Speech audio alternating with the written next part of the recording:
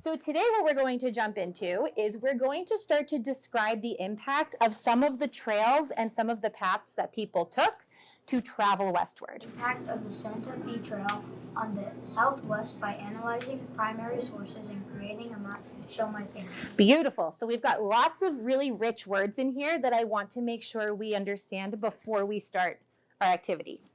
So we know that we're explaining the impact of the Santa Fe Trail, right? How did the Santa Fe Trail change what was going on in the Southwest?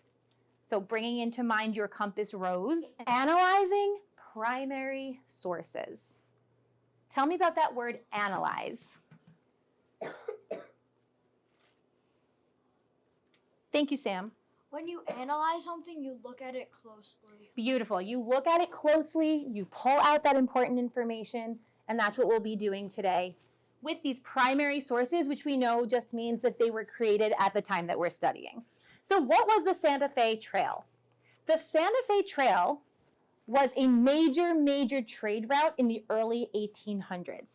So this was a way that there were goods being passed from one side of the Union all the way into the West. It ran from Independence, Missouri, all the way to Santa Fe, New Mexico. And we'll get a closer look at what that looks like really soon. And finally, this trail was super important to the indigenous groups that were already living in this area. We're going to ask ourselves 3 questions. First question, who made this resource? Where did it come from? So I'm going to invite you to turn and talk with a partner. And as you turn and talk, I want to hear who you think created this resource, when you think it was created, and what you think it's showing. What kind of resources are you thinking about? Maybe like wood, coal, all that metal. All the materials they were talking about beforehand. I also see like a big open plain in the open. Interesting. So And I see also these am. guys are looking down out there, seeing all the people. And I also see a couple of people riding horses. These guys are trading. They're trading. So you're kind of all building on that same idea that these are the people moving west. They're trading. They're carrying important resources. Very nicely done. So we can start with who, which people. It's just up there. Who do you think they were? Or they're trying to kill all, or they're trying to get all. Were they people that already lived in the West, or are they people who are traveling towards the West? Oh, I know what else I noticed. What makes you think they're traveling towards the West? What do you see? Something. So you see those 2 little things in that corner? Yes, they're going to different cities. And I'm going to invite you to now share out a little bit about who you think created this resource, when you think it was created, and what do you think it's showing? I think this is like created by the 70s or the 70s or 80s.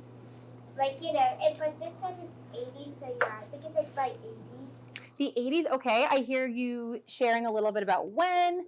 Is there anyone that would like to maybe add on to what Rhea has shared, or maybe make a quick agreement or disagree? Go ahead, Nora. I thought with Sam that we thought that they might be trading, like with the carts, What made you think that they were trading?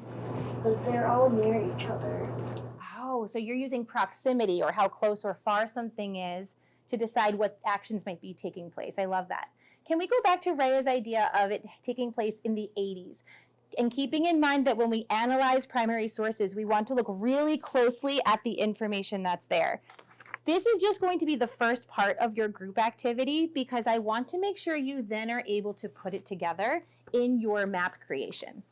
Okay, so when you take a look at your map creation, you have a set of directions here that is going to tell you what you have to do to create this map, where to start, what color to use, what kinds of key features you're looking for. And then on the back, you have your compass rose down at the bottom if you need that support. You have a question that's going to ask you to really think through the impact. And of course, you have to finalize it with that map title so we know what we are looking at. So what I had to do today in some of the groups was really promote that strong questioning and those deep dives into the resources, whereas with other groups, we really were kind of looking at skill-based development of map making using the compass rose. I also was trying to be intentional about my groupings, so not just grouping my ELLs together, but how could I pair the language-based needs with maybe some of the academic or content-based needs. I think for my Ls in this room, in some ways to someone that's just coming in to observe, may present pretty similarly to one another. They all need the sentence stems to get their thinking going. There's one student in here in particular who comes to mind who really is at the very basic level of her English development. So for her, she's getting a lot of the visuals. I really supported her by creating the compass rose for her on the map. I provided sentence starters for her that were really about delivering what she was seeing and observing, whereas for two of the other students, their questions started off at that concrete level, but as you look through the sentence stems, it was asking them to talk about what they were wondering, or because I see this, this makes me think this, which helps them to really root their thinking and their explanation in the source while also building in the language. I also pulled them to a small group. They're ready to have those discussions with other students. I really tried to build their language first and then allow them to have that conversation with their peers in order to continue to engage with the sources and the curriculum. So I'm curious about two things. Number one, I want to know about what Sophia's thinking right now. So Sophia, I'd love for you to share what you see or what you're wondering about, what questions you have. And then I also want to know how this text complements or supports the picture that you have here. Sophia, what do you see or what are you wondering? What questions do you have? People. You see people. What do you see the people doing? Tell Logan and Nora. I see them walking. So, what do you think this guy's shooting at? See this kid right here? Doesn't it look like he's holding like a... Some of them were really looking closely at the pictures and others were really looking closely at the text components of those sources. And I think that the groups that were able to merge the two were the ones that really benefited and started to develop some pretty strong questions. I think that when students are looking at the primary sources, which is what the central idea of today was, they're really able to kind of put themselves in that time period and in that position and build some empathy around what might have been happening. I noticed that as I walked around and as they moved through the sources, they built their engagement, they built their excitement, they became more comfortable with examining the sources. And then when they moved on to the map, they already had this historical context about what was happening so that they could then take that knowledge and create something from it. How does that help us to better understand the time period that we're talking about? Because firstly it says why use either the Mexican trade enormous or California.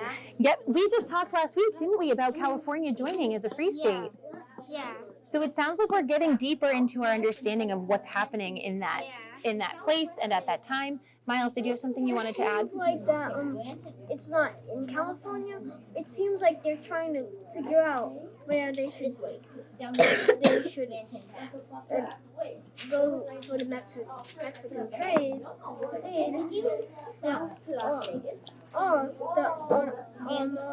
Imported this to Oregon or California. That it seems like they're trying to pick what to do, about what they're talking about. We have one more piece to do all together so that we can put all of our learning together today. So take these 3 more minutes, generate some really thoughtful questions that you're wondering about, and be prepared to share them when we come together. I think that the inquiry cycle in and of itself really lends itself to different levels of understanding to show up. And as the facilitator of that learning, I think it's important for me to make sure that students feel like they are heard and they're on the right track. Even if they're completely off in that moment, the trust is that they will get there the more they engage with the process. If there's someone that is totally off base with their responses, I try to gently guide them through more questioning rather than saying, that's not true, or I think we missed something here. I really try to prompt them and poke holes a little bit in what they're thinking to get them to question themselves a bit further. I'm going to invite everybody to clean up their workspace and come to a circle on the rug. What effect did the Santa Fe Trail have on the growth of the United States? Let's turn and brainstorm together. Let's start with, without the Santa Fe Trail, let's start with Sophie. And we'll do some active listening so we can repeat back what she says. Without the Santa Fe Trail, what would have happened? They wouldn't have been able to trade. I'd love to hear your partner's thoughts about what effect the Santa Fe Trail had on the growth of the United States. Like Caleb and me agreed on was without the Santa Fe Trail, there would be less trading. And how would that impact the growth of the United States? It would impact because less people would be there and less trading, so less people would have the supplies they need. Yes. Caleb, add on one final thought. And also, how would they survive without the materials? How do you think the indigenous groups felt as a result of all of those settlers coming through their regions? They probably felt like a little smushed with everybody there. And a little uncomfortable, I would think, right? This is all new to them. Thank you. Let's go on to Rhea. Mostly what I think is like they have to leave their homes. Like, if they have to leave their homes, like if they have to buy a new one. They might have had to leave their homes. Why would they have had to leave their homes? Because the people who are trying to get this said, you have to come out. You have to get out and you have to move. So they might have been forced out of their homes. That doesn't sound very fair or just to me.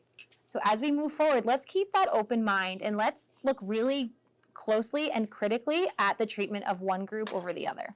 When we begin the lesson, we always launch with the essential question. And they may or may not have understanding of the topic at the time. They may or may not have heard about it before, have experienced learning about it before.